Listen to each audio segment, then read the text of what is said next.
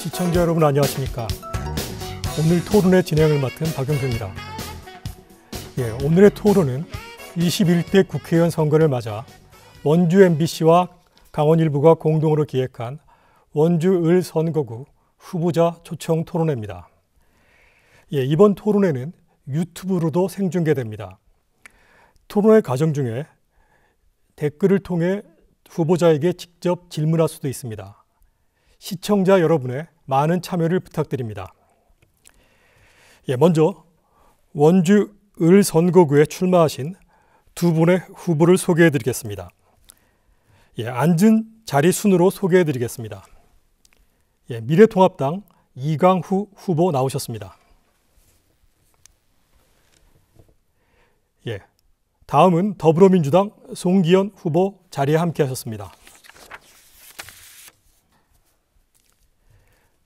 후보자들의 자석과 답변 순서는 사전 협의에 따라 결정됐음을 알려드립니다. 그러면 정해진 순서에 따라 후보들의 출마의 변을 들어보겠습니다. 발언 시간은 1분 30초입니다. 원활한 토론의 진행을 위해서 주어진 시간을 반드시 지켜주시기를 부탁드립니다. 먼저 미래통합당 이강후 후보부터 시작하겠습니다. 안녕하십니까? 지난 20대 선거에서 350표 차이로 낙선한 이강후 후보입니다. 당시 제가 원주 시민의 부름을 받지 못했던 것은 원주 시민의 뜻을 제대로 헤아리지 못한 저희 부족함 때문이었습니다. 낙선이라는 경험은 정말 뼈아프고 힘들었습니다. 하지만 어려웠던 이 경험은 오히려 제가 눈을 뜨게 하는 좋은 계기가 되었습니다. 저는 낙선 이후 하루도 빠짐없이 원주 지역 곳곳을 다니면서 수많은 원주 시민들을 만났습니다. 새벽시장에 오신 농업인들과 소상공인, 주부, 청년들을 만나 허심탄회하게 이야기를 나누면서 원주 시민들이 진정으로 무엇을 원하는지를 알게 되었습니다. 이를 토대로 원주 시민을 위한 공약과 정책을 남부시장 건너편 원주 발전소에서 만들었습니다. 이제 새로 태어난 저는 원주 발전을 위한 새로운 비전을 갖고 다시 여러분 앞에 섰습니다. 저 이강후 여러분과 함께 가겠습니다. 지켜봐 주십시오. 감사합니다. 다음은 더불어민주당 송기현 후보 순서입니다. 역시 발언 시간은 1분 30초입니다. 안녕하십니까. 더불어민주당 원주을 국회의원 후보 송기현입니다. 먼저 2달 이상 코로나19 때문에 고생하신 시민 여러분께 여당 국회의원으로서 무한 책임을 느끼고 있습니다. 마스크를 사기 위해 줄 서신 분들을 보면서 선거운동하는 자체가 참 죄송했습니다. 지금까지 정부의 시책에 적극 협조해 주신 시민 여러분께 깊은 감사의 말씀을 드립니다. 여기선 지금 우리 방역이 칭찬받고 있습니다. 이것은 모두 시민 여러분의 적극적인 참여 덕분입니다. 20대 국회 4년 동안 저는 시민 여러분께는 많이 부족할 수 있지만 소기의 성과를 거두며 원주 발전의 기초를 닦았습니다. 국회 법사위 간사, 당 법률위원장을 하면서 국회에 당에서 핵심적 역할을 했고 2차례 거쳐 의결을 거치면서 강원혁신산업지식센터, 원주보건요양원 등을 유치했고 혁신도시 주거여건 개선을 위한 예산, 원주 SOC 사업 예산, 의료기기와 디지털 헬스케어 산업 관련 예산들을 확보했습니다. 존경하는 시민 여러분, 30만 킬로를 달리며 원주와 서울을 출퇴근하면서 내내 원주 발전을 생각했습니다. 제 고향 원주를 서울보다 잘 사는 도시로 만들고 싶습니다. 오늘 토론을 통하여 시민 여러분과 함께 이 꿈을 이뤄내고 싶습니다. 4년 동안 쌓아온 경험, 역량, 그리고 정치력을 바탕으로 시민 여러분과 함께라면 이 꿈을 이룰 수 있습니다. 저 송기현이 할 수 있습니다. 그러면 시작을 조금 부드럽게 시작한다는 차원에서 두 분께 간단한 질문 하나 드리겠습니다. 이강후 후보와 송기현 후보는 19대, 20대 국회의원 선거에 이어서 이번이 세 번째 맞대결입니다. 19대 국회의원 선거에서는 이강후 후보가, 20대 국회의원 선거에서는 송기현 후보가 당선되면서 그동안 서로 1승씩을 주고받았는데요. 상대 후보가 당선됐을 때 나의 패인이 무엇이라고 생각하셨는지요? 답하기가 쉽지 않을 텐데 아주 짧게 먼저 송기현 후보부터 간단하게 말씀해 주시기 바랍니다. 그 당시에 제가 처음 여론조사부터 끝까지 아마 여론조사는 다 이겼던 것 같습니다. 그러니까 여론조사 이겼던 것 때문에 아마 제가 방심했던 것 같습니다. 시민 여러분들의 진정한 마음을 잘 읽지 못하고 너무 도취에 빠졌던 것이 아닌가 생각했습니다. 그 당시 겸손함이 부족했습니다. 바로 그 겸손함이 부족한 것 때문에 시민 여러분의 마음을 읽지 못했던 것이 아닌가 생각하고 앞으로 늘 이런 자세를 잃지 않고서 항상 여러분과 함께하는 자세를 갖도록 하겠습니다. 시민 여러분께 겸손히. 예, 그러면 이번에는 이강우 후보께 여쭙겠습니다. 예. 네, 저도 거의 그 비슷한 입장인데요. 지난 그 20대 선거에서 저는 다시 제가 이기리라고 좀 생각했고 많은 분들이 저한테 이렇게 말씀을 했습니다. 그래서 보니까 모든 사람이 이긴다 하니까 저도 방심하게 됐고 또 그 사전에 여론조사 보니까 상당히 한 일주일, 한 10여일 전에 보니까 많이 차이가 나더라고요. 그래서 야, 이거 이기니까 뭐 열심히 뛰자는 생각이 없어져 가지고 열심히 못 뛴 게 제 원인인가 이렇게 보고 있습니다. 예, 네. 예, 유권자들의 올바른 판단을 위해 마련한 제21대 국회의원 선거 원주 을 선거구 후보자 토론회 이제 본격적인 토론으로 들어가겠습니다. 예, 제일 먼저 원주 지역의 현안에 관한 공통 질문을 드릴 텐데요. 이에 대한 답변을 해주시면 됩니다. 예, 답변 시간은 1분 30초입니다. 그 시청자들은 토론의 내용 못지않게 토론에서 규칙을 잘 지키는가를 지켜보고 있다는 점을 명심해 주시기 바랍니다. 예, 먼저 첫 번째 질문을 드리겠습니다. 예, 공통 질문인데요. 평창 동계 올림픽을 계기로 강릉선 KTX와 제2영동 고속도로가 준공됐고 여주 원주 간 수도권 전철 건설도 추진되고 있습니다. 지역 발전에 중요한 계기가 될 것이라는 기대도 있지만 세종이나 춘천의 사례처럼 인구와 경제 수요가 수도권으로 집중되는 이른바 빨대 효과를 우려하는 목소리도 있는 게 현실입니다. 이를 막을 방법이 있겠습니까? 순서에 따라서 송기현 후보부터 답변해 주시기 바랍니다. 결국은 원주에 사람들이 몰릴 수 있게 하는 것은 좋은 일자리라고 생각합니다. 그리고 두 번째는 주거 여건이라고 생각합니다. 먼저 좋은 일자리를 위해서 저는 원주를 창업도시, 연구도시로 만들겠습니다. 원주시와 함께 강원도와 함께 창업투자회사를 만들어 창업하는 청년들에게 자금을 투자할 수 있는 기반을 만들어서 투자를 활성화하게 하고 그다음 이들을 뒷받침할 수 있는 연구도시를 만들어서 우리 산학연을 통해서 기술을 개발하고 이 개발된 기술이 창업 기업에 들어간다고 하면 원주에 좋은 일자리가 넘칠 것 같다는 생각이 듭니다. 반드시 저는 연구도시, 창업도시를 만들어서 판교에 IT 기업이 몰려드는 것처럼 거기에 새로운 인재들이 몰려드는 것처럼 원주에도 젊은 인재들이 몰려들게 하겠습니다. 두 번째는 역시 주거 여건입니다. 교육이 발달되어야 학부모들이 아이들과 함께 오고 있을 것입니다. 저는 원주에 미래교육 테마파크를 만들어서 우리 어린이들이 청소년들이 미래의 꿈을 키워나갈 수 있는 기반도 만들겠습니다. 그리고 원주에 고등학교를 비롯한 교육 여건 부족한 것을 충족해서 학부모들이 정말 원주에서 아이들을 교육시키고 싶다 이런 환경을 만든다고 하면 교통이 발달된 만큼 수도권에서 그리고 다른 지역에서 원주로 사람들이 몰려들 거라 생각합니다. 예, 시간이 다 됐습니다. 예, 이번엔 이강우 후보께 답변 부탁드리겠습니다. 네, 빨대 효과를 방지하기 위해서는 원주의 그 경쟁력을 높이는 게 가장 급선무입니다. 굳이 서울에 갈 필요 없이 원주에서 모든 것이 해결하게 된다면 수도권을 갈 필요가 없습니다. 그 가장 그 비관한 예가 뭐냐면은 그 의료 시설이 되겠습니다. 많은 사람들이 그 교통이 편리해짐에 따라서 서울로 병원으로 옮기고 있고요. 또 하나는 그 학교가 이제 서울에 경쟁력이 있고 또 취업이 잘 되니까 서울로 많이 가게 됩니다. 그래서 원주에 대학이 경쟁력을 갖게 되면은 그 저절로 그 문제가 해결되리라고 보고 있습니다. 또 한자는 뭐냐면은 그 원주에 관광 테마파크 같은 것을 만들어서 많은 사람들이 외부에서 원주로 옮기게 하는 것이 굉장히 중요하다고 봅니다. 그리고 또 하나는 원주의 산업의 경쟁력을 높이는 게 필요합니다. 원주의 기업 도시를 활성화하고 또한 그 원주가 자랑하고 있는 원주가 자랑하고 있는 의료 산업을 육성해야 됩니다. 그리고 지금 떠오르고 있는 그 바이오 산업을 육성해서 그 세계적인 바이오 산지로 만들어야 됩니다. 그래서 지금 과거의 산업과 같이 의료기 산업을 육성하고 또 바이오 산업을 육성하게 되면은 원주가 더욱 발전하고 빨대 효과를 막을 수 있는 좋은 방안이 되겠습니다. 예, 시간이 다 됐습니다. 예, 두 번째 지역 현안 질문을 드리겠습니다. KBS 원주 방송국 폐국에 관한 질문인데요.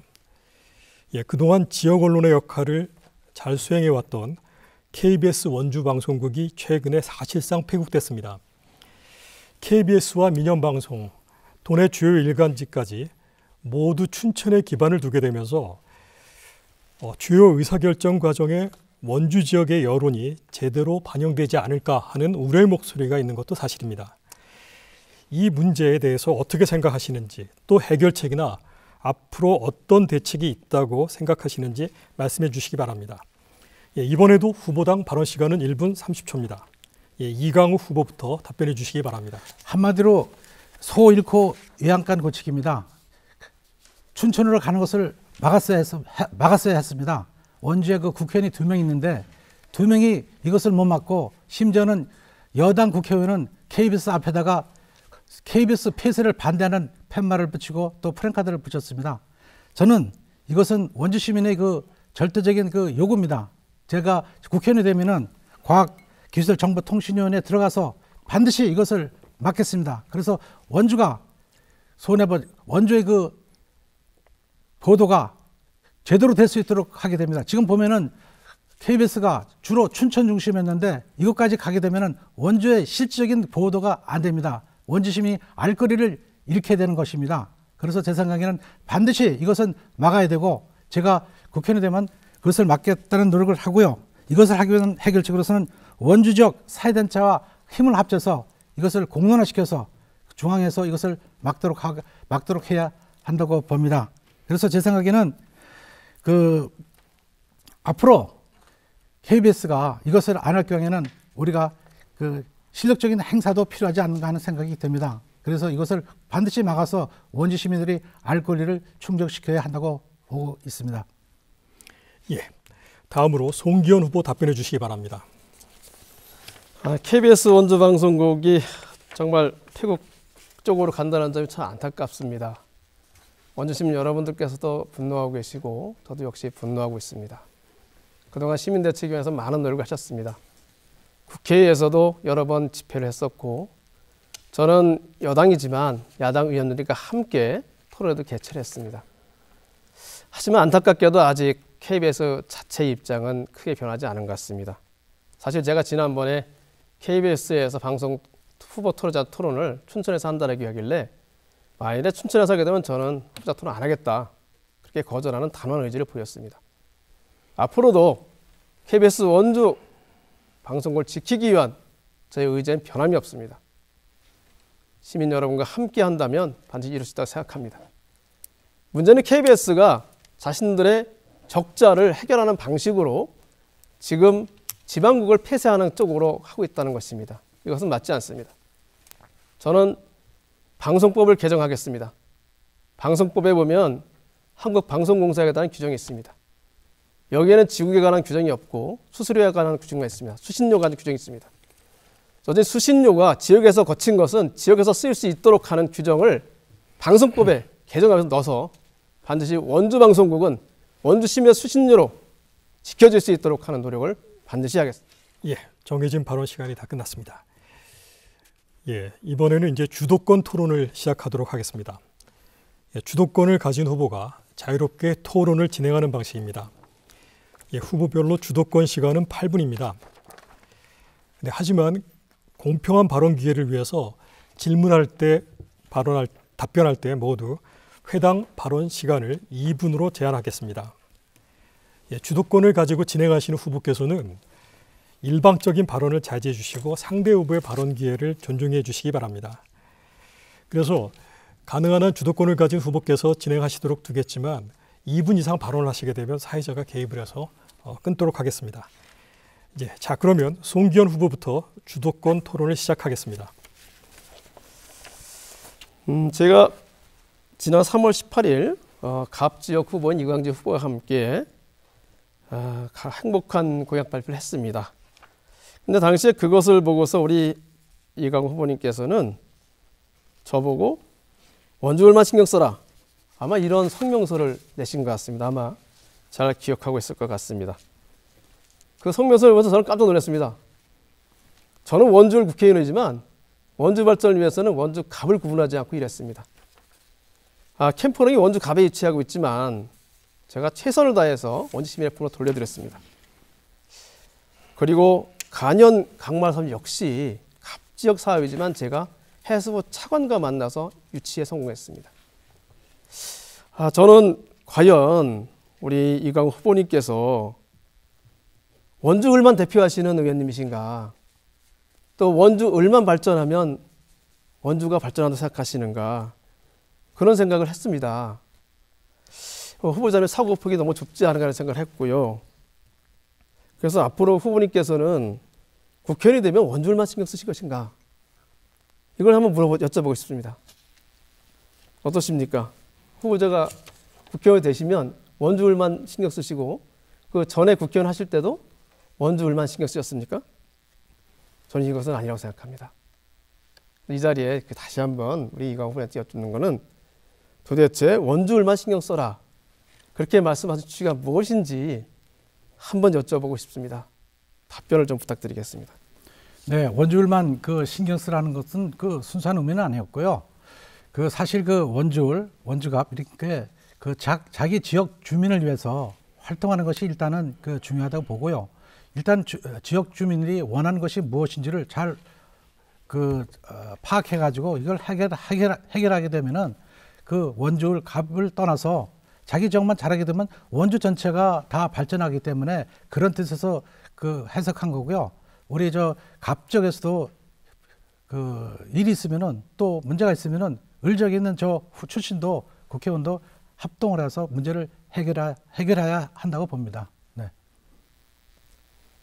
근데 우리 이광 후보님 제가 이렇게 그동안 쭉 지켜보면 2012년 선거 때는 그때 박근혜 전 대통령 굉장히 홍보하면서 박근혜와 함께 이광우와 함께 이렇게 하시고 16년에도 선거하실 때 현수막에 박근혜 전 대통령과 함께 찍은 사진을 걸어 놓으셨다가 지난번 탄핵 때는 박근혜 대통령 이쪽을 보고 민심을 거역하고 수구 패거리를 대변하는 집단으로 전락한 새누리당이다 하시면서 탈당하셨고, 다시 또 이 자리에는 또 새누리당의 후신인 미래통합당의 후보로 계십니다.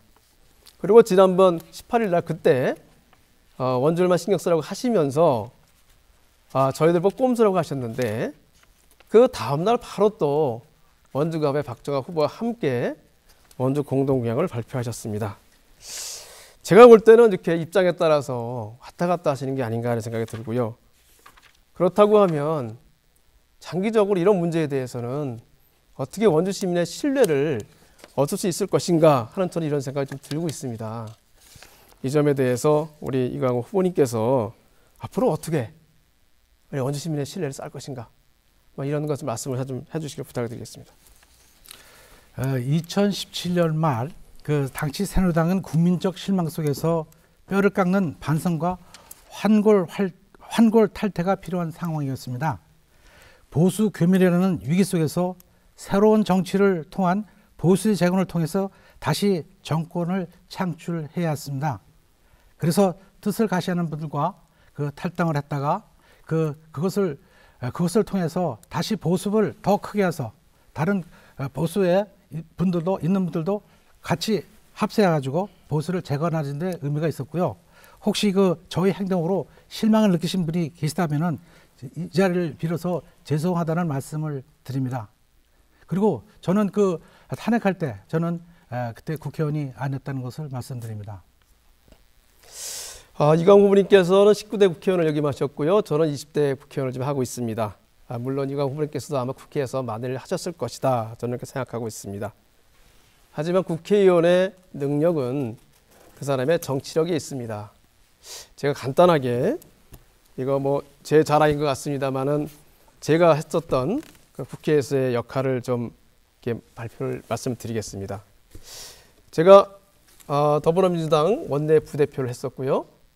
그리고 법사위 간사를 했었고 동계특위 간사를 했었고 그리고 예결위원으로 2번을 했었고 그리고 예결해서 소위도 1번을 했었습니다. 제가 우리 이강우 후보님의 이력을 봤는데 특별히 국회에서 어떤 역할을 하셨던 것은 제가 찾아보지 못했습니다. 아마 제가 찾아보지 못할 수도 있긴 합니다만은 국회의원의 영향을 발휘하면서 사실 이렇게 정치력을 발휘할 기회가 얻지 못한다고 하면 국회에서 원주를 대변하는데 굉장히 제한이 있지 않을까 저는 생각합니다. 그런데 후보님께서 19대 국회의원 당시 어떤 국회에서 역할을 하셨고 또 어떤 정치력을 쌓았는지를 제가 한번 여쭤보고 싶고요. 제가 말씀드린 것처럼 그런 역할을 하지 않으셨다고 하면 같은 국회의원을 했다고 하더라도 정치력에서는 현저한 차이를 보일 수밖에 없는 것이 아닌가 저는 이렇게 생각하는데 이 점에 대해서 후보자님께서 어떻게 생각하시는지 한번 여쭤보고 싶습니다. 네, 그 본인의 그 업적을 자세히 설명드렸는데 제가 마치 일을 못한 사람처럼 오해하기 쉽습니다. 사실 그런 건 아니고요. 저는 국회에서 많은 일을 했습니다. 첫 번째는 동계올림픽 추진위의 위원으로 참여해서 평창 동계올림픽이 성공적으로 개최하는데 자금 지원이라든가 예산 법적인 근거를 마련하는 데도 엄청난 노력을 기울였고요. 한미 자율무역협정을 체결하는데 제가 산업자원부 출신으로서 또 제네바 대표협에서 외교관을 하면서 터득한 전문성을 가지고 한미 자유무역협정을 체결하는 데 앞장섰습니다. 그 당시 민주당은 한미 자유무역협정에 대해서 엄청나게 반대를 했는데 상임위에서 제가 그것을 강력하게 반대를 했고 또 국회에서 수많은 40여 건의 정책 세미나를 개최했습니다. 모든 의원이 한두 번도 아는 세미나가 있는데 제 생각에는 우리 송기현 의원은 모르긴 몰라도 이렇게 40여 번이나 정책 세미나를 했으리라고는 저는 생각하지 않습니다. 그래서 이걸 갖다가 단순히 본인이 모았다는 걸 기준으로 삼고 얘기하는 것은 좀 무리가 있지 않나 하는 생각이고요. 스스로 한 것을 갖다가 남한테 자랑하지 않는 것도 미덕입니다. 저는 제가 한 것을 갖다가 많이 남한테 얘기한 적은 없습니다. 많은 사람들이 다 국민을 위해서 국가를 한 일이기 때문에 자랑할 필요가 없다고 저는 생각합니다. 예, 결국 정치력의 문제를 제가 말씀드린 건데요. 그 점에 대한 답변을 안 하신 것 같습니다. 정치력이 없으면 활약을 할 수가 없습니다. 송기현 후보의 주도권 토론 시간 8분이 끝났습니다. 또 나중에 또 기회가 있으니까 그때 다시 토론하시기로 하고요. 자, 이번에는 이강우 후보께 주도권 토론 시간 8분을 드리겠습니다. 역시 마찬가지로 질문과 답변은 2분 이내 해주시기를 부탁드립니다. 네, 송기현 후보님. 네. 원주적 상가를 방문한 적이 있습니까? 당연히 있습니다. 그럼 저한테 그걸 여쭤보시는 이유가 뭐겠습니까? 서민 경제가 얼마나 어려운지 느끼셨습니까? 굉장히, 그 원인이 어디였다고 생각합니까? 굉장히 죄송하게 생각합니다. 사실 제가 거리를 다닐 때마다 제가 누누이 말씀드리지만 여당 국회의원으로서 무한 책임을 느끼고 있습니다. 그동안 우리 식당 하시는 분들 정말 인건비 때문에 고생 많으십니다. 그리고 자영업자 여러분들 세금이 올라서 걱정 많으십니다. 제가 그래서 이번에 21대 국회의원이 되면 가장 첫 번째로 우리 자영업자 소상공인들의 세금을 줄일 수 있는 법안을 1호 법안으로 제출하겠습니다. 그것은 바로 부가가치세법 개정 법률입니다. 현행 4,800만 원 되어 있는 간이가세 기준을 최대 2억 원까지 올릴 수 있는 법안을 제가 제출해서 통과시키는 데 전력을 다하겠습니다. 그렇게 되면 지금 소상공인들이 자영업자들이 세금 부담 때문에 고생하시는 부분을 조금이라도 덜어줄 수 있다고 생각합니다. 그리고 저는 소상공인 자영업자들께서 그동안 월세 때문에 굉장히 고생을 많이 하신 것을 너무 많이 봤습니다. 제가 20대 국회 때 상가임대차 보호법을 제가 전력을 다해서 통과시켰습니다. 당시 그 법의 통과를 반대했던 우리 자유한국당 의원님들을 여러 차례 설득을 하고 협상을 해서 결국은 우리 상가를 운영하시는 임차인들께서 10년까지는 안정적으로 월세를 많이 올리지 않고 사업을 하실 수 있는 기반을 만들어 드렸습니다. 그리고 골목상권이 대기업 때문에 많은 어려움을 겪고 있습니다. 골목상권에 있는 프랜차이즈 업체 여러분들을 보호하기 위해서 제가 국회에서 관련 법을 통과시키기 위해서 많은 노력을 했습니다. 하지만 아직도 그게 통과되지 않고 있는 것은 결국은 우리 자유한국당, 현재는 미래통합당 의원들이 극렬히 반대했기 때문에 아직도 프랜차이즈로 고생하시는 자영업자들을 지금 보호해드리지 못하고 있습니다. 21대 국회가 열리게 되면 그 부분을 반드시 통과시켜서 프랜차이즈 가맹점 계약 불공정 때문에 고생하시는 분들의 어려움도 해결할 수 있도록 제가 노력하겠습니다.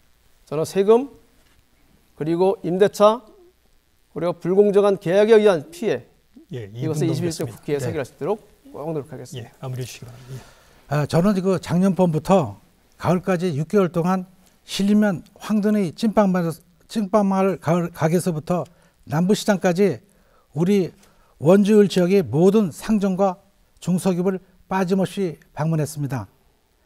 많은 가게들이 문을 닫았습니다. 그나마 문을 연 상점들도 언제 닫을지 모른다는 것이었습니다. IMF 때도 이렇지는 않았다고 했습니다. 장사도 안 되는데 정부에서 세금은 악착같이 걷어가고 있다고 했습니다. 최저임금이 급격한 인상으로 종업원을 쓸 수도 없다고 했습니다. 힘없이 말씀하시는 원주 시민들이 하소연을 들으면서 너무나 가슴이 아팠습니다. 이것은 전적으로 정부 여당이 책임이라 할 수 있습니다. 많은 상가 주인들이 문재인 대통령이 임기가 언제 남았느냐고 저한테 물었습니다.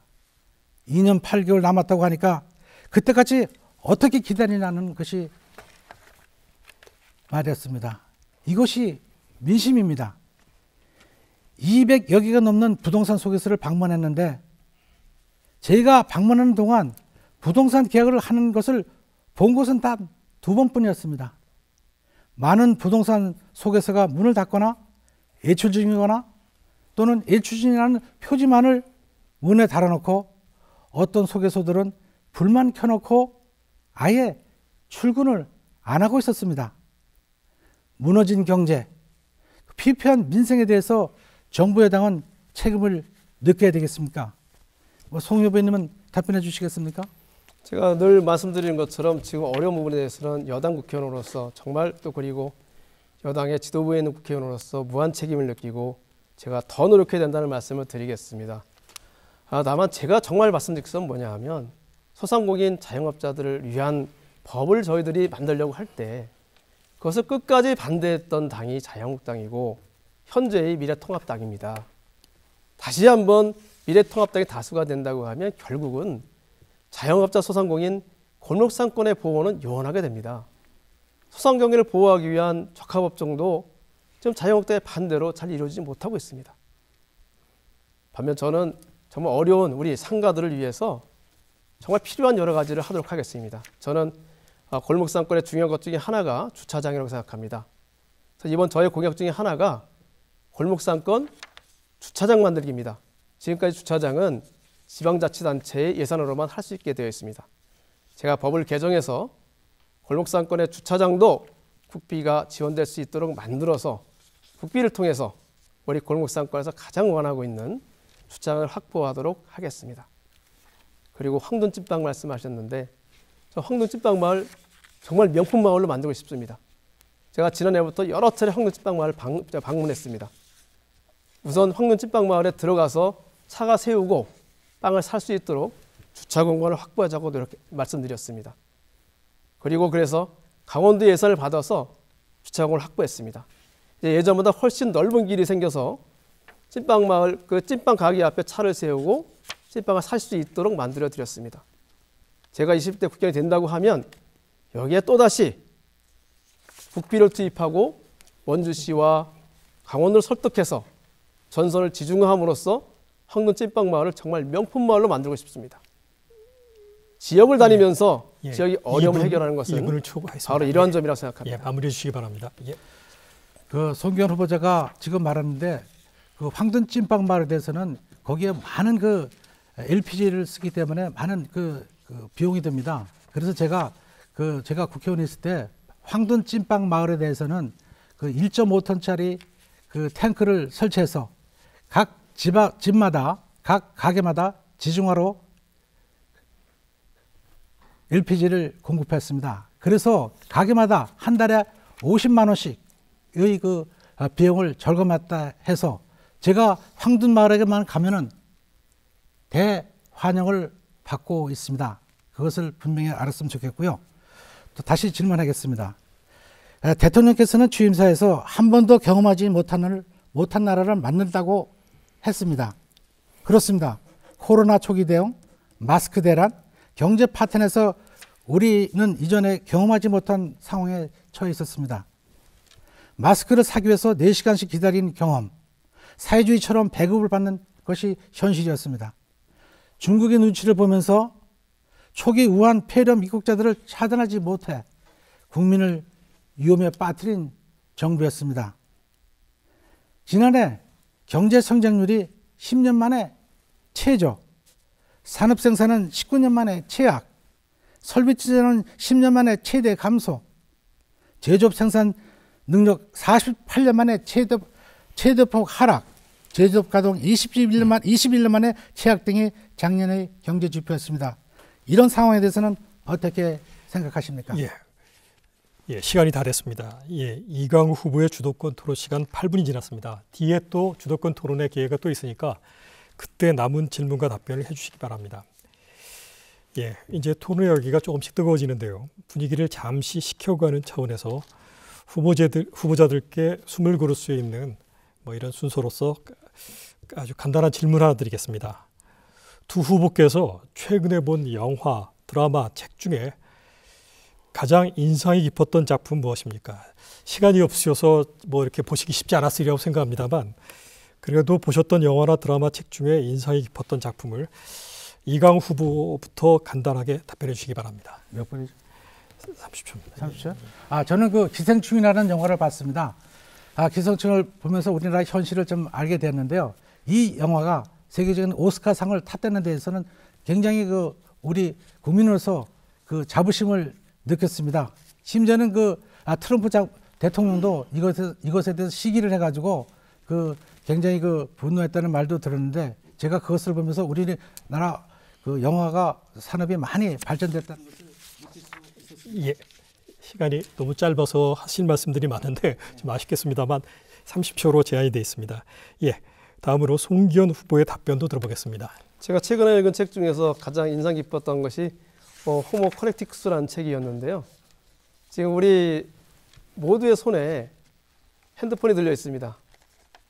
이제 우리 세계가 이 핸드폰으로 해서 연결되는 세상이 됐다는 것이고 현대인간은 이 연결을 통해 살아간다는 것이거든요.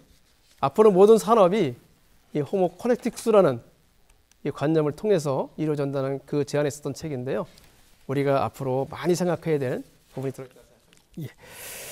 예, 잠시 분위기를 좀 이렇게 식히는 차원에서 그 영화나 드라마, 책 중에 감명 깊으셨던 그런 것들을 질문을 드려봤고요. 자, 그러면 계속해서 다시 주도권 토론을 이어가도록 하겠습니다. 제가 그 앞서도 말씀드렸던 대로 시청자들은 토론의 내용 못지않게 토론의 규칙을 잘 지키시는가 하는 것도 주목하고 있다는 점을 염두에 두시고 토론해 주시기 바랍니다. 예, 오늘의 주도권 토론은 총 2차례에 걸쳐 진행이 됩니다. 그래서 진행 방식은 1차와 똑같습니다. 그래서 후보별로 주도권 시간은 8분이고 질문과 답변은 각각 2분 내로 해주시기를 바랍니다. 예, 이번에는 먼저 이강우 후보의 발언으로 주도권 토론을 시작하도록 하겠습니다. 송기현 후보님, 지난 총선에서 송 후보님은 그 우리 아이들이 안전하고 행복한 원주를 만들겠다고 했죠? 맞습니까? 맞습니다. 지난 4일 국회 법사위에서는 국회 국민청원으로 어렵게 회의가 열렸습니다. 당시 법안 심사 과정에서 송 후보님은 이렇게 말했습니다. 나 혼자 스스로 그림을 그린다고 생각하는 것까지 처벌할 수 없잖아요. 내 일기장에 내 스스로 그림을 그린단 말이에요. 라고 말했습니다. 맞죠? 계속 하시죠. 네. 이게 무슨 말입니까? 그럼 괜찮다는 겁니까? 계속 하시죠. 됐습니까? 질문 다 끝나셨습니까? 아니요. 지금 들어보세요. 제 이야기를 좀 들어보시죠. 송 후보님 발언을 보면은 그림을 그린다. 즉 딥페이크로 포르노를 제작한 것을 말합니다. 내일 기장 딥페이크 포르노를 소지한 컴퓨터가 됩니다. 딥페이크로 포르노를 제작하고 소지한 것인데 처벌에 돼야 된다고 생각하지 않습니까? 이게 무슨 말입니까? 계속 질문 끝나시면 제가 답을 하겠습니다. 결국 송 후보님은 피해자에게 2차 피해를 가했고 딥페이크가 무엇인지 제대로 알지 못하면서 범죄를 옹호하는 듯한 발언을 했습니다. 이런 송 후보님의 성인식 때문에 국민들이 분노하고 있는 것입니다. 딥페이크로 영상을 제작하고 이를 소지한 것도 강력하게 처벌해야 한다는 것이 국민의 뜻입니다. 송 후보님, 심각하게 받아들이고 깊은 책임을 느껴야 한다고 생각하는데 어떻게 생각하십니까?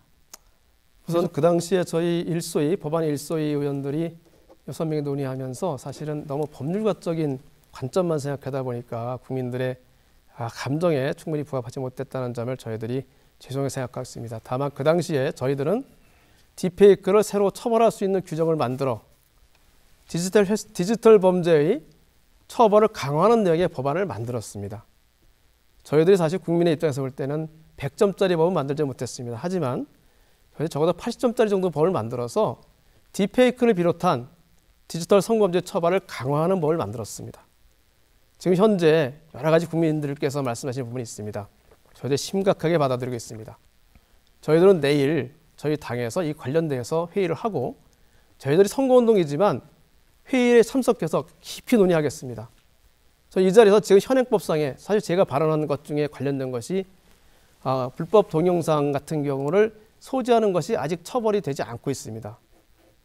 딥페이크뿐 아니라 다른 불법 동영상, 또 심한 불법 동영상도 아동물이나 처벌을 하지 않고 있는데 이거 처벌하도록 하겠습니다. 이런 논란이 되지 않도록 하겠습니다. 이제 단순히 소지하는 경우도 저희들이 처벌할 수 있는 여부를 충분히 검토해서 처벌 확대하는 쪽으로 가겠습니다. 또 하나 가장 중요한 것이 있는데요. 지금 불법 촬영물을 유포하는 그 범죄에 대한 형량이 굉장히 낮습니다. 이 부분 우리가 심각하게 고민하겠습니다. 내일 회의에서 전 논의하겠습니다. 지금 강간죄에 준하는 정도의 처벌이 이루어져야 됩니다. 지금 현재 불법 동영상을 유포하는 범죄에 대한 처벌은 과거의 인터넷 환경이 지금처럼 발달하지 않았을 때를 기준으로 해서 생긴 법률입니다. 그러니까 지금 인터넷 환경이 굉장히 발전됐습니다. 한번 올리면 굉장히 빠른 속도로 전파가 되어 있고 이것이 막을 수 없는 상태가 되어 있습니다. 이로 인한 피해자의 상황은 상상할 수 없을 크게 되어 있습니다. 그렇다면 이제 과거 같은 기준으로 해서 이것이 단순히 유포다, 그렇다고 해가지고 처벌을 얕게 하는 게 아니라 정말 어떻게 보면 강간죄와 거의 비슷한 아니면 더 많은 처벌을 피해를 입힐 수 있다는 점을 감안해서 발언을 마무리해 주시기 바랍니다. 강간죄와 준하는 정도의 동영상 유포의 경우에는 강간죄 준하는 정도의 처벌을 할 수 있는 방안을 연구하도록 하겠습니다. 그런데 지금 여성단체, 맘카페, 블로그, 페이스북에서는 송기현 후보를 규탄하고 법사위 조석 입법을 비난하는 글들이 쇄도하고 있습니다. 정의당은 문제적 발언을 한 법사위원은 책임지고 사퇴하고 공천을 취소하라고 요구했고, 민중당은 송 후보님 사무실을 항의 방문하여 사죄하라, 너네가 공범이다라고 주장했습니다. 즉 직무유기 혐의와 피해자 명예훼손 혐의로 고발한다고도 밝혔습니다. 송 후보님, 이 자리에서 상처를 입은 국민들께 사죄하고 후보를 사퇴할 생각은 전혀 없으십니까? 이강 후보님께서는 속기록 원문을 한번 보시고 말씀하시는 건지 모르겠습니다. 저희들이 그 당시에 일소에 논의할 때 여러 가지 얘기를 논의했었는데요.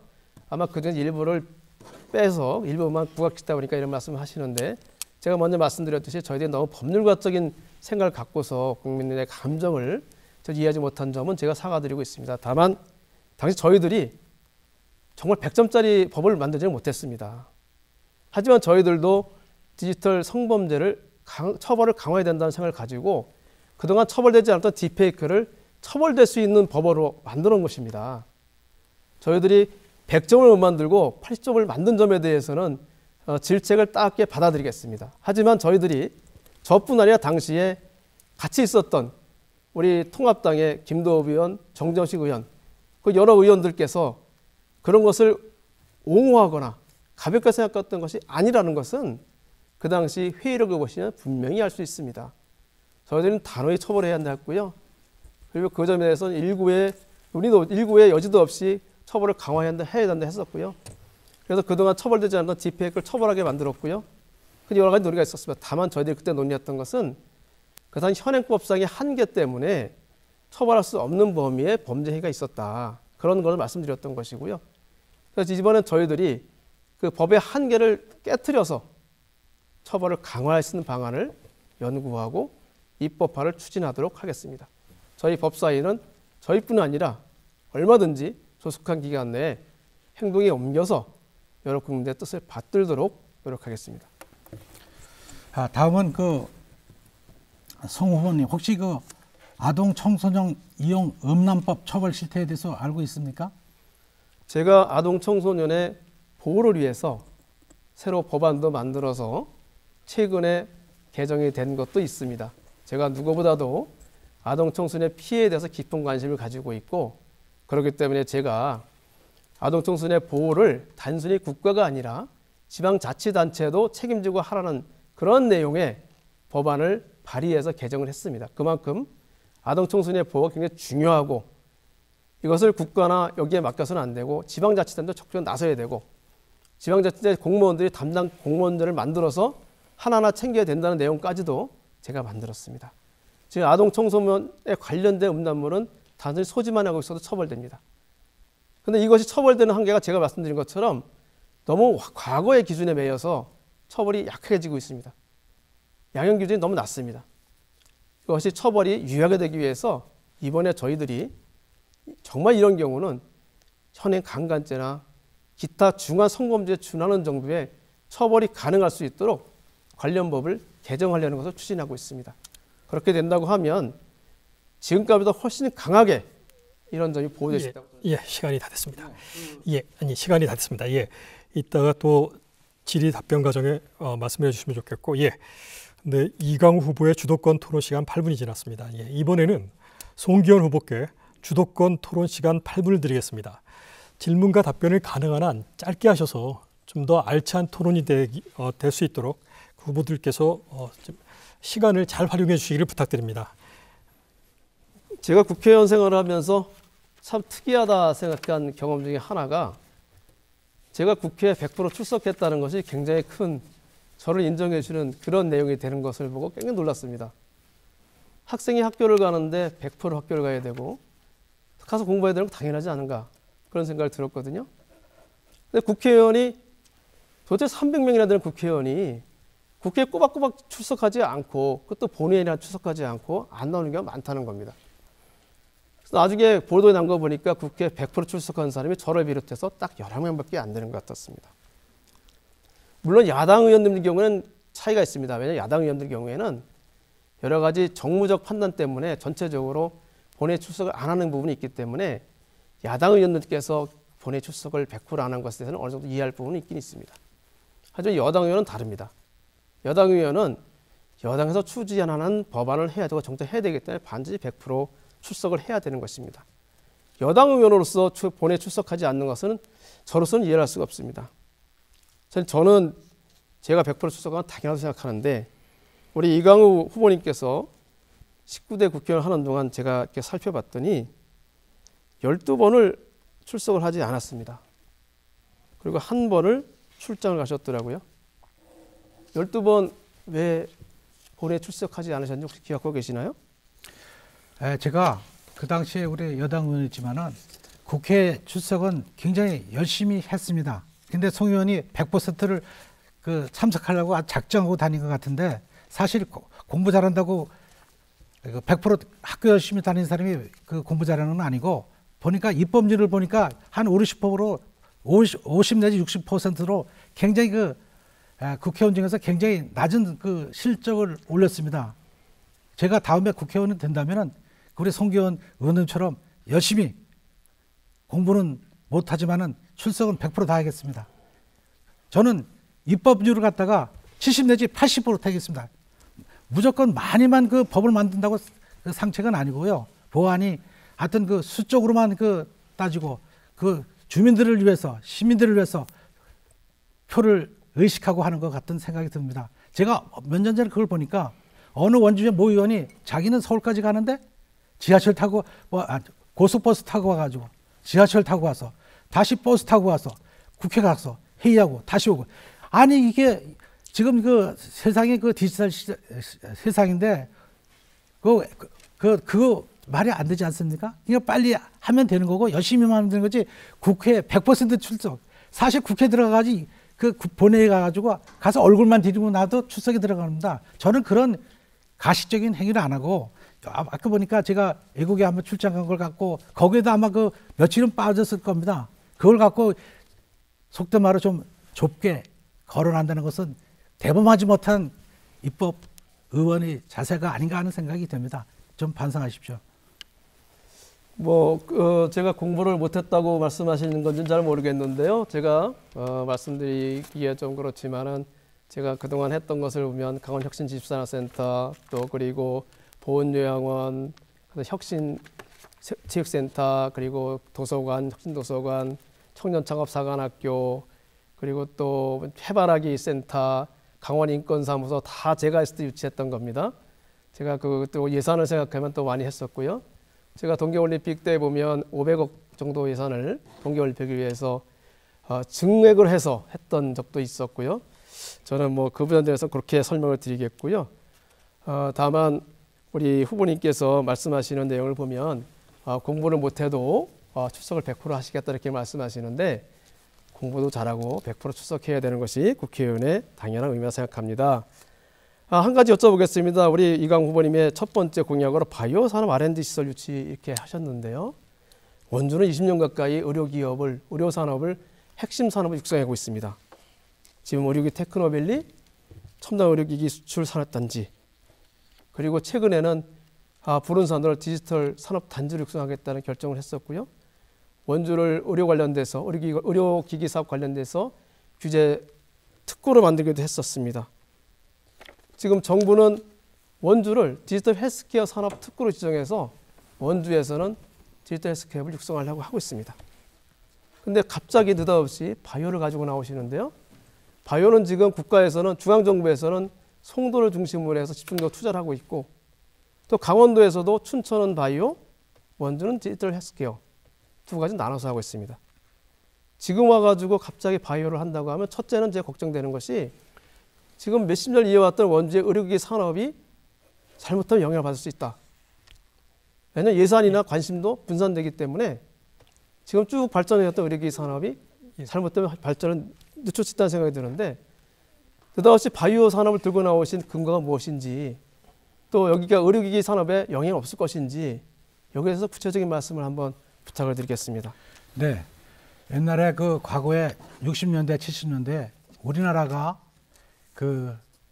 자동차라든가 선박이라든가 이걸 상상을 할 수 없었습니다. 전자산업이라든가. 근데 지금 세계적으로 고부가 가치 산업을 뜨는 게 바이오 산업입니다. 그래서 이왕 빨리 시작하는 게 상책이기 때문에 바이오 산업을 육성해야 된다는 생각을 갖고 있고요.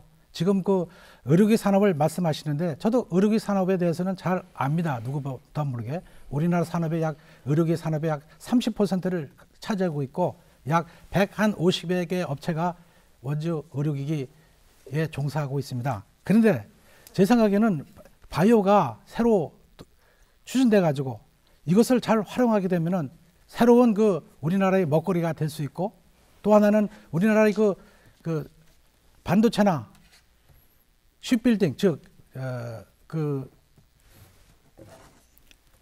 조선이나 이런 것처럼 주력 산업이 될 수 있다고 생각했기 때문에 늦기 전에 빨리 만들어야 되는 생각을 갖고 있습니다. 그래서 제가 국회의원이 되면은 바이오 산업 육성법을 진흥법을 만들어 가지고 원주가 세계적인 바이오 산업의 메카가 되도록 노력할 계획입니다. 제가 질문 드린 거는 바이오 산업을 갑자기 가져 나오시면 지금 계속 진행되고 있고 집중하고 있는 의료기기 산업 이것이 위축될 우려가 있다는 말씀을 잘 드렸고요.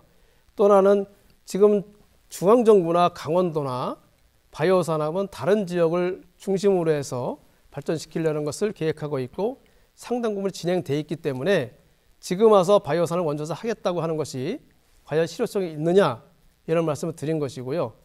지금 느닷없이 바이오 산업을 가지고 나오신 것은 지금 우리 중앙정부나 강원도나 원주시가 원주의 핵심 사업으로 무엇을 추진하고 있는지에 대한 이해가 부족한 것이라고 제가 말씀드릴 수밖에 없습니다. 좋다고 해서 다 할 수는 없습니다. 지금 전주에서 탄소 산업을 하고 있는데요. 탄소 산업 굉장히 유망합니다. 그렇다고 해서 원주가 탄소 산업도 하자. 그렇게 할 수는 없는 겁니다.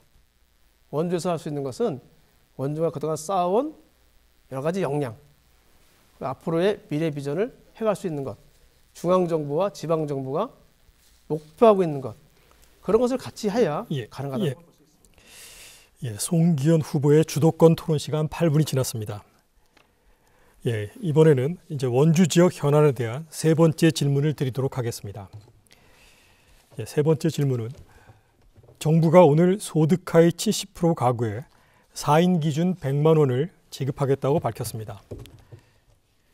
강원도와 각 시군에서도 지원책을 내놓고 있는데요. 지원 방식을 두고 이견이 있습니다. 모두에게 지급하느냐 아니면 일정 소득 기준에 따라 지급하느냐의 문제인데요. 어떤 방식이 옳다고 보시는지요? 또는 다른 대안이나 해법이 있다면 말씀해 주시기 바랍니다.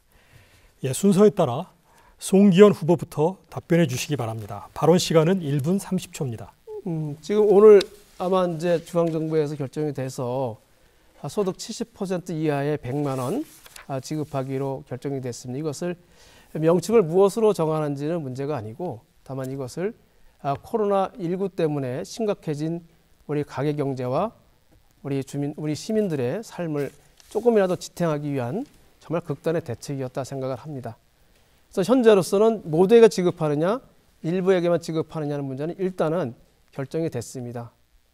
소득과 하위, 소득 70% 이하로 지급하기로 했고요. 이 점에 대해서는 여러 가지를 고려해서 결정된 것인 것만큼 국민 여러분께서 많은 이해를 해주시고 이 점에 대해서 같이 노력해 주시고 부탁을 드리겠습니다. 또한 이 부분에 대해서 정말 여야가 같이 의견을 모아서 집행을 잘해야 될 것 같습니다. 이 문제 가지고 우리가 정쟁을 하고 있다고 하면 집행이 늦어지면서 결국은 피해는 국민이 있게 되는 것입니다. 그래서 조속히 여야가 합의를 해서 집행이 됐으면 좋겠다 생각을 하고요. 이 문제에 대해서만큼은 야당 협조를 요청을 드리겠습니다. 또 하나 문제는 이제 지방자치단체가 지급하는 부분이 있습니다. 그 금액과 이 중앙정부에서 지급하기로 했던 금액하고의 조화의 문제입니다. 어떻게 조화하고 어떻게 갈 것인지 부분에 대해서 지금 조속히 우리 중앙정부와 지방정부가 같이 논의를 해서 적절한 균형을 맞춰야 되겠다 이런 생각이 들고 있습니다. 이번엔 이강우 후보 답변해 주시기 바랍니다. 발언 시간은 역시 1분 30초입니다. 네, 그걸 보니까 모두에게 지급하느냐 또는 아니면 일정 소득 이하의 소득에만 지급하냐는 문제가 여기서 핵심인데요. 제 생각에는 모두에게 지급하게 된다면은 효과는 굉장히 빨리 나타날 수 있습니다. 왜냐하면은 잘 사는 소득이 높은 사람들은 주로 소비를 많이 하기 때문에 그런 일이 될 수 있었다고 보는데요. 사실 이게 모든 미국 같은 경우에도 보면은 약 99,000달러 이하인 소득의 가게만 주게 돼 있습니다. 그래서 가구당 1인당 1,300불을 아마 주는 것으로 돼 있는데요. 사실 효과를 내기 위해서는 집 선택과 집중을 해야 됩니다. 이걸 그리고 저소득층에다가 이걸 집중으로 줘가지고 이분들이 가게에도 보탬이 되고 또 소득도 늘고 나아가서는 소비도 촉진시켜가지고 지금 코로나로 인해 가지고 시장이 많이 침체되어 있는데 이것을 늘리는 방안이 필요하다고 봅니다. 그래서 제 생각에는 문제는 재정입니다. 재정이 한정되어 있기 때문에 무한정할 수는 없고 이것은 미래에 대한 우리 후손들에 대한 빚을 떠넘기는 것밖에 안 되기 때문에 이것을 쓸 때는 굉장히 조심하고 치밀하고 효과를 높이는 방향에서 집행이 돼야 할 것으로 저는 보고 있습니다. 이번에는 두 후보자께 원주 시민들이 궁금했던 점은 무엇인지 직접 만나 들어봤습니다. 유권자 질문 화면으로 보시죠.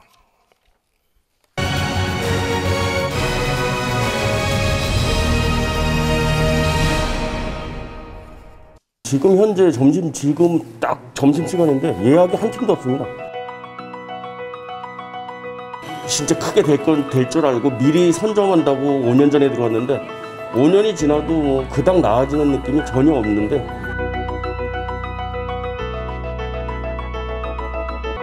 사실상 식당이 뭐 다 인건비이기 때문에 그래서 사람을 못 쓰고 일을 하죠. 뭐 다.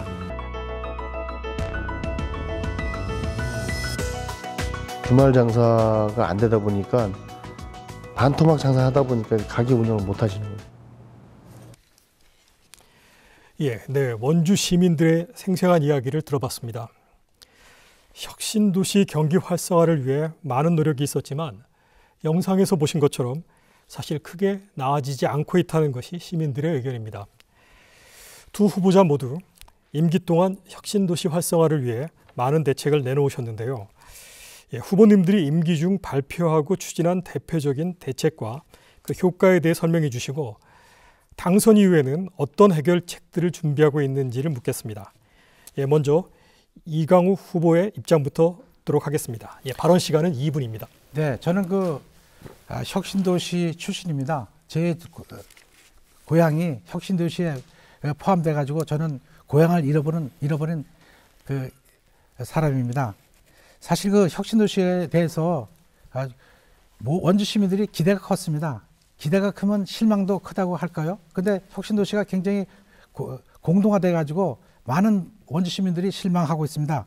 그래서 혁신도시가 활성화되기 위해서는 우선 혁신도시에 많은 사람들이 모이도록 해야 됩니다. 그래서 이걸 하기 위해서는 정주 여건을 개선하는 게 가장 시급하다고 봅니다. 또 혁신도시가 그 원주에서 멀리 떨어져 있다고 원주 시민들은 생각하고 있습니다. 그래서 가깝게 느낄 수 있도록 거기에 각종 시민문화센터라든가 또는 심지어는 여성인력 개발센터를 설립해서 지원하는 게 필요하고요. 또 하나는 그 혁신도시에 가면은 그 방공역이라는 게 있습니다. 거기를 문화단지처럼 해가지고 관광 테마 광장으로 만들 필요가 있고요.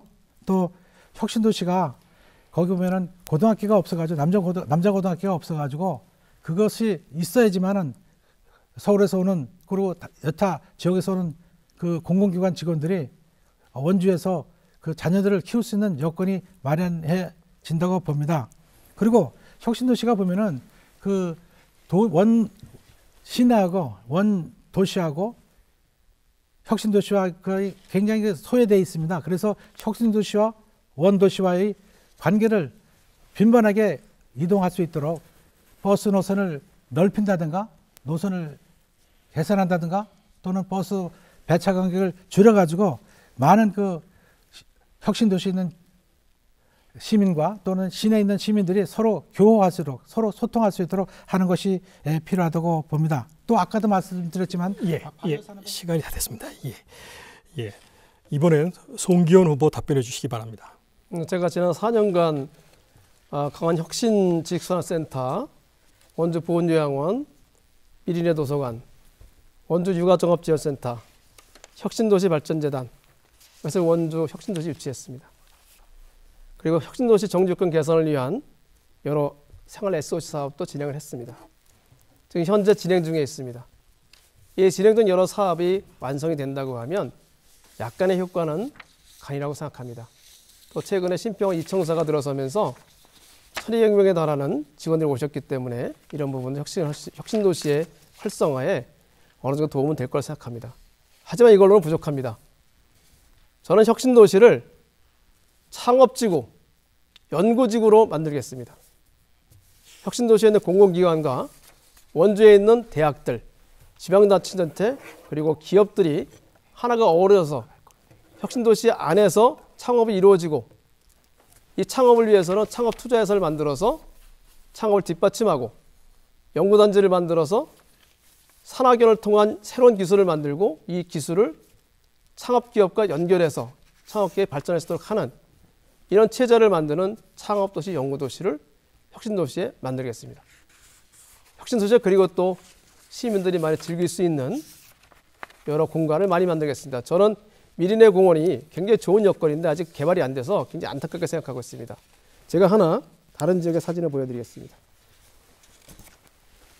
이것이 지금 예전의 양재천이고요. 이것이 지금 현재 양재천입니다.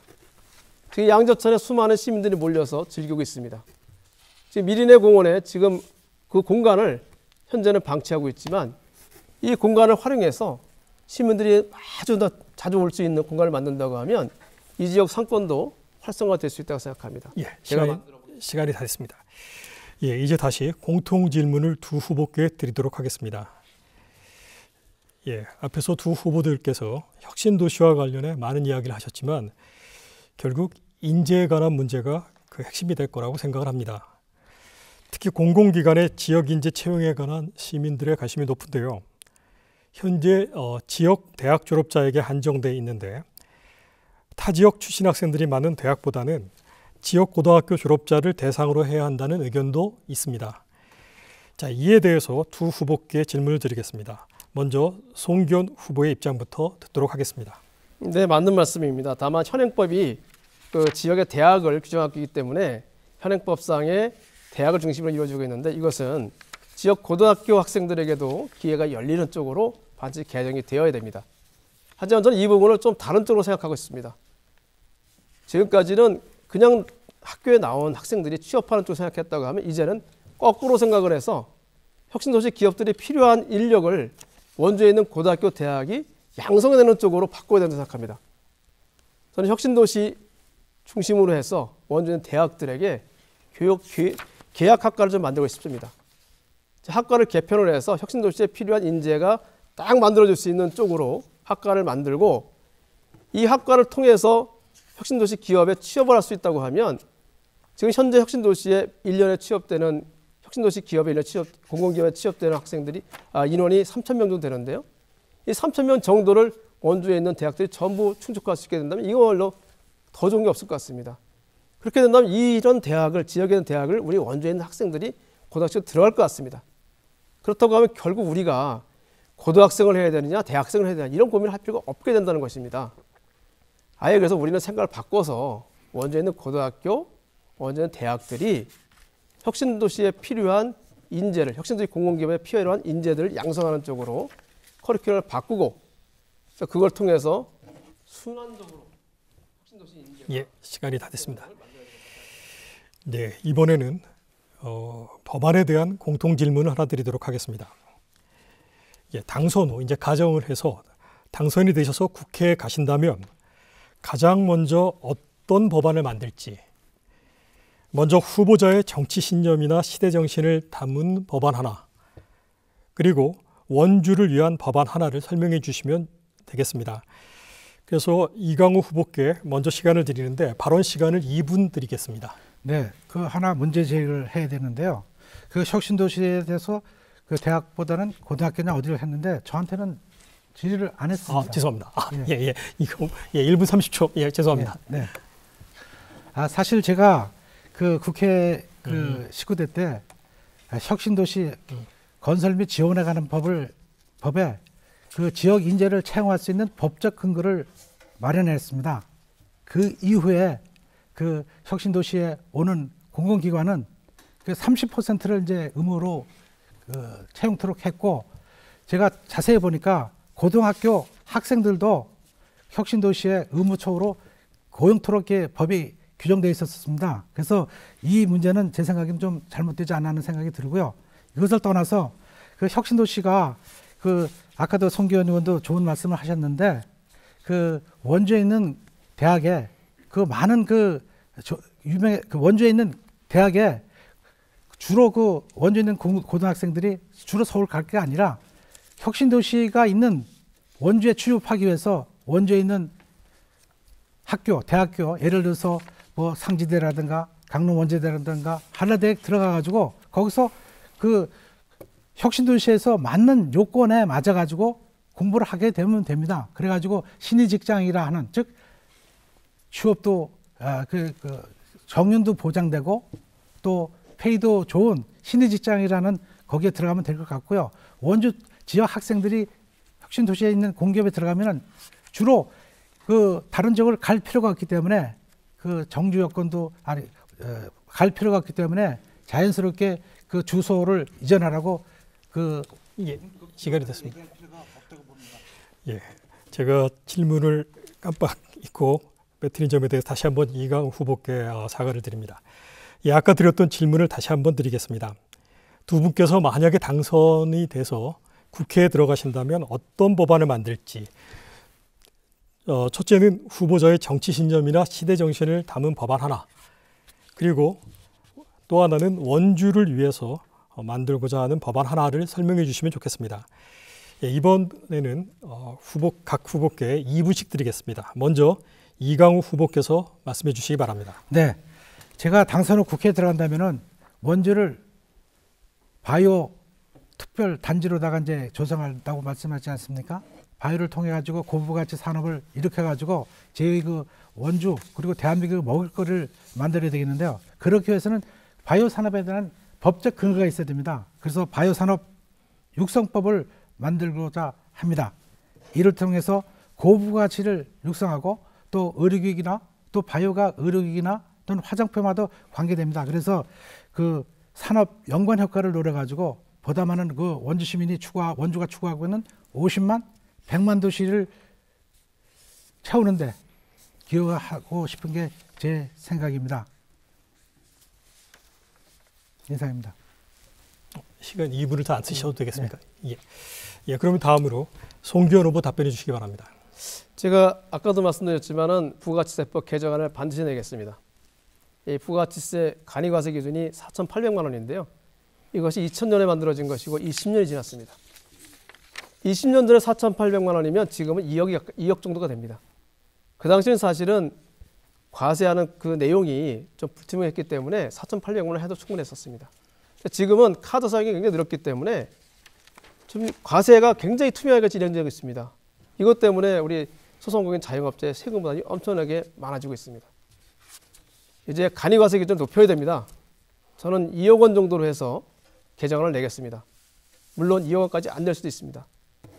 만약 1억 원을 한다고 하면 세수 결손이 1조 정도가 생깁니다. 그래서 그동안 이것 때문에 과세원의 투명화 때문에 더 거친 세금을 생각한다고 하면 1조나 2조 정도의 세수 결손은 충분히 우리가 감당해야 된다고 생각합니다. 두 번째는 원주를 위해서는 지방교부세법 개정안을 내겠습니다. 지방교부세가 지금은 인구를 기준으로 지방자치단체에 할당이 되고 있습니다. 근데 강원도와 같이 인구가 적은 시도의 경우에는 결국은 지방교부금이 적게 내려올 수밖에 없습니다. 근데 우리 강원도는 면적이 굉장히 넓습니다. 이 땅을 지키고 있습니다, 우리가. 그리고 우리 강원도는 환경, 국립공원, 군사시설 등 규제가 엄청나게 많습니다. 서울 사람들 깨끗한 물을 먹게 하시기 위해서 우리는 수질에 관한 엄청난 규제를 감당하고 있습니다. 도대체 이렇게 감당하고 있는 여러 가지 규제에 대해서 왜 우리가 강원도와 원주가 제대로 중앙정부로부터 대가를 받지 못하고 있습니까? 이것을 고치기 위해서 지방교부세법을 바꾸겠습니다. 지방교부세법 개정을 내서 지방교부금 기준으로 인구뿐 아니라 면적, 그리고 규제로 인해서 지역이 피해를 입는 정도. 예, 시간이 다 됐습니다. 공통 질문을 하나 더 드리도록 하겠습니다. 작년부터 강원도청 이전과 관련한 문제가 지역의 중요한 이슈로 부각되고 있습니다. 도민들의 의견 수렴 과정 없이 이전 절차가 진행되면서 춘천 외 지역에 거주하는 도민들의 반발이 나타나기도 하는데요. 일부 시군에서 유치 의사를 밝히면서 지역 간 갈등의 우려까지 제기되고 있습니다. 자, 이 문제에 대한 두 후보자들께 좀 입장을 듣고자 합니다. 이번 질문은 시민들의 관심이 굉장히 높은 사안인 만큼 답변 방식을 좀 달리하겠습니다. 그래서 그 세 개의 보기 중 하나를 택하셔서 이유를 설명해 주시면 되겠습니다. 첫 번째는 1번은 강원도의 기존 계획대로 춘천 내에서 이전해야 한다. 2번은 여론 수렴 과정을 거쳐 제3의 지역으로 이전해야 한다. 3번, 원주로 이전해야 한다. 그래서 이 세 가지의 보기를 들어드렸는데요. 먼저 송기현 후보의 입장부터 듣겠습니다. 시간은 2분입니다. 네. 저희 희망으로 따지면 3번이 가장 좋다고 생각합니다. 하지만 현실적인 문제가 있기 때문에 3번을 고집할 수는 없는 것이 바로 현실입니다. 하지만 1, 2, 3번 중에서 하나를 고르긴 사실 어렵습니다. 왜냐하면 항상 객관식의 정답이 있는 게 아니거든요. 하지만 가장 정답에 가깝다고 하면 2번을 골라야 될 것 같습니다. 여론수정 과정을 거쳐야 됩니다. 강원도는 춘천만의 강원도청, 원주만의 강원도청이 아니라 강원도민 전체의 도청입니다. 강원도민 전체가 접근하기 좋아야 하고 강원도 전체의 균형 발전을 이룰 수 있는 위치여야 하고 그렇습니다. 과연 어느 곳이 강원도민 전체가 가장 접근하기 쉽고 또 강원도 전체 균형 발전을 이룰 수 있는 가장 적합한 지역인가를 정말 시민 여러분들, 도민 여러분들의 다양한 의견을 다 수렴해서 결정을 해야 된다고 생각합니다. 물론 당연히 이 결정 절차에는 도민 모두의 의견이 수렴되는 절차를 거칠 수밖에 없습니다. 왜냐하면 도청 이전의 문제는 강원도의회의 의결을 거쳐야 되는 사안입니다. 예산이 수여되는 사안이기 때문에 강원도청의 의결이 없으면 결정이 이루어지지 않을 것 같습니다. 강원도의회에서 이 문제가 논의된다고 하면 당연히 강원도민 전체의 의견이 수렴되고 거기서 결정되어질 것 같습니다. 저는 이 문제를 결코 지역 이기주의 문제에 접근하지 않았으면 좋겠습니다. 우리는 원주든 춘천이든 강릉이든 다 같은 강원도민입니다. 우리 각자가 다 강원도민으로서 발전해야지만 원주도 잘 살 수 있고 춘천도 잘 살 수 있고 강릉도 잘 살 수 있습니다. 저는 다른 지역을 비교하기 정말 싫지만 어느 지역에 보면 지역 현안에 있다고 하면 그 지역의 모든 국회의원들이 모여서 한 목소리를 내는 것이 굉장히 부러웠습니다. 강원도야말로 이런 자세가 꼭 필요한 거라고 생각합니다. 예, 시간이 다 됐습니다. 예, 이번엔 이강우 후보 답변해 주시기 바랍니다. 네, 한 2년 전부터가 이제 이게 문제가 거론됐는데요. 최종적으로 결정 순간에 이게 보류가 된 상황입니다. 제가 알기로는요. 근데 이것을 결정하기 위해서는 이제 주민이 강원도민의 일반 의사를 물어야 됩니다. 그래서 이거 현실적인 문제는 이제 현재 춘천에 있기 때문에 이것을 옮기게 되면은 많은 비용이라든가 또는 문제가 춘천 시민이 저항이 굉장히 저는 크리라고 봅니다. 그런데 이것을 현실적으로 문제로 보면은 경상북도 같은 경우에는 안동에 옮겼습니다. 그래서 안동이 새로운 이제 도시로 부각되고 있고요. 그리고 안동에 보면은 경상북도에서 교통이 굉장히 편합니다. 먼 지역에서도 안동에 올 수 있기 때문에 여러 가지 내용을 보면은 저는 원주로 이전돼야 한다고 봅니다. 과거에도 원주가 강원도의 도청 소재지였는데 춘천으로 옮겨가지고 많은 강원도민이 불편함을 느끼고 있습니다. 잘 아시다시피 원주는 영동고속도로도 있고 또 중부 내륙고속도로도 있고 또 강릉 원주 철도도 있고 또 심지어는 원주에서 다시 저 경주까지 내려가는 중앙선이 다 전철화되고 있습니다. 그래서 예를 들어서 강릉에서 원주 오기도 편하고 동해에서 원주 오기도 편하기 때문에 일반적인 주민들의 의사를 거쳐가지고 결정해야 된다고 봅니다. 즉 주민의 편리성을 봐야 된다고 봅니다. 그래서 저는 원주로 옮기는 게 바람직하고 적정하다고 저는 주장하고 싶습니다. 네, 이상입니다. 예, 수고하셨습니다. 예, 이번에는 현재 원주 MBC 유튜브 생중계를 통해 실시간으로 선거 방송을 시청하고 계신 시청자 여러분의 질문을 받아봤습니다. 예, 오늘 선거 방송을 보면서 두 후보께 궁금한 점들을 질문해 주셨는데요. 두 후보께 각각 한 가지씩을 이 유튜브 시청자들이 물어본 바를 질문을 드리도록 하겠습니다. 예, 다시 한번 유튜브 생중계 과정에서 시청자들이 물어온 질문이라는 점을 말씀드리고 질문을 드리도록 하겠습니다. 예, 순서에 따라서 이강우 후보께 먼저 질문을 드리도록 하겠습니다. 예, 이강우 후보의 군면제 사유는 무엇인지 답변해 주시기 바랍니다. 군면제요?